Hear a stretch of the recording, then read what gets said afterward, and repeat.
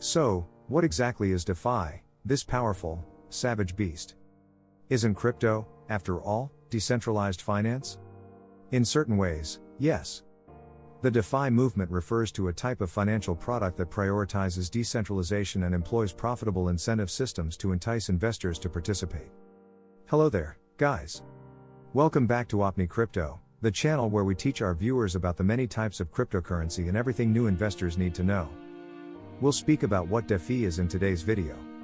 The decentralized finance world is made up of a slew of non-custodial financial products built around a culture of high-risk, high-reward crypto initiatives that have piqued the interest of major firms and venture capitalists, as well as a few con artists. The lending protocols Aave, Maker, and Compound are among the most popular initiatives. These are protocols that allow you to borrow cryptocurrency instantly, and frequently in big amounts, if you can demonstrate that you can repay the loan in a single transaction. Lending out bitcoins can potentially earn you money in the form of interest. Then there's Uniswap, a decentralized exchange that allows you trade any Ethereum-based currency you choose while also allowing you to make money by adding liquidity to the market. Synthetic assets, such as Synthetics's tokenized equities or Maker's decentralized stablecoin, DAI, whose value is established algorithmically by the protocol, are also part of DeFi. Other services include non-custodial Bitcoin to Ethereum conversions and decentralized price oracles, which allow synthetic assets to accurately peg themselves to their non-synthetic counterparts, among other things. The fact that these protocols are decentralized and non-custodial, at least in principle, gives them the DeFi moniker. The term non-custodial refers to the fact that the teams do not manage your cryptocurrency on your behalf. Unlike depositing money in a bank or lending your crypto to a crypto loan firm, such as Cred, you always have ownership over your cryptocurrency with DeFi protocols. The inventors of these protocols have distributed authority over their smart contracts to the community, and in the spirit of the hacker ethic, they have voted themselves out of power as soon as feasible, allowing users to vote on the network's future. The facility has a history of falling short of its grandiose ambitions. Close examination of the smart contracts of even the largest DeFi protocols reveals that teams wield enormous power or that the contracts are open to manipulation. However, for some traders, it can be quite profitable. Many of these lending protocols charge exorbitant interest rates, which are inflated even further by the phenomena of yield farming, in which these lending protocols reward lenders with more tokens. These so-called governance tokens, which may also be used to vote on network improvement proposals, are available on secondary markets, meaning that some yearly percentage returns can reach 1,000%. Of course, it's debatable if the protocols in question will endure a year. The primary DeFi lending protocols include Aave, Compound, and Maker, which have billions of dollars of value locked up in their smart contracts.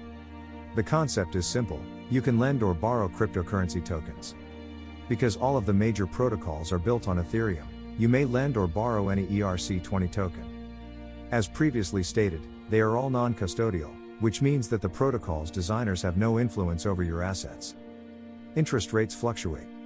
On Compound, you can lend out Maker's decentralized stablecoin, DAI, for 7.75% or borrow it for 10.78% at the time of writing. On Aave, lending costs 9.59% and borrowing costs 17.46%. However, the percentage points change greatly from day to day, so take everything with a grain of salt. The so-called yield farming craze began as a result of these practices.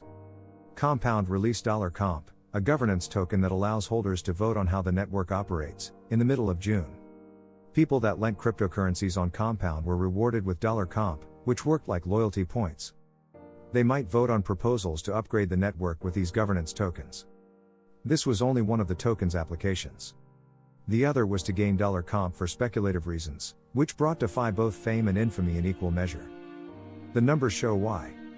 On the day of the debut, June 17th, $Comp was worth $64.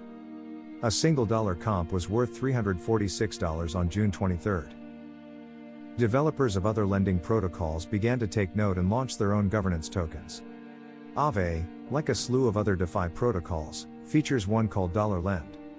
In the middle of September 2020, the price of a single $ETH, the governance token for DeFi yield aggregator Yearn.finance, reached at $41,000, quadrupling the price of Bitcoin at the time and near to its current all-time high. At the time of writing, there were only 29,967 ETH in circulation, compared to 18 million plus Bitcoin. And it's all for a token that Yearn.finance's developers described as having zero worth. Don't buy it, they wrote when the token was first released. You have to work for it. Another prominent DeFi protocol is Decentralized Exchanges. By far the largest is Uniswap. The daily trading volume on Uniswap reached $426 million at the end of August 2020, surpassing the volume of centralized exchange Coinbase, which saw dealers exchange $348 million worth of cryptocurrency. Balancer, Bancor, and Kyber are among the others. 1inch is a platform that brings together all of the decentralized exchanges into one place. All of these exchanges are automatic market makers. Unlike Instance, Binance, a controlled exchange, or IDEX, a decentralized exchange, where traders buy and sell crypto among themselves, these automated market makers have liquidity pools. Let's break it down. Liquidity simply refers to the ease with which money can be moved across a market.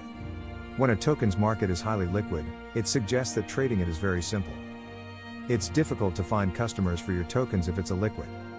Liquidity pools are large vaults of token pairings that traders can use to make trades, for example, a liquidity pool for ETH and BTC.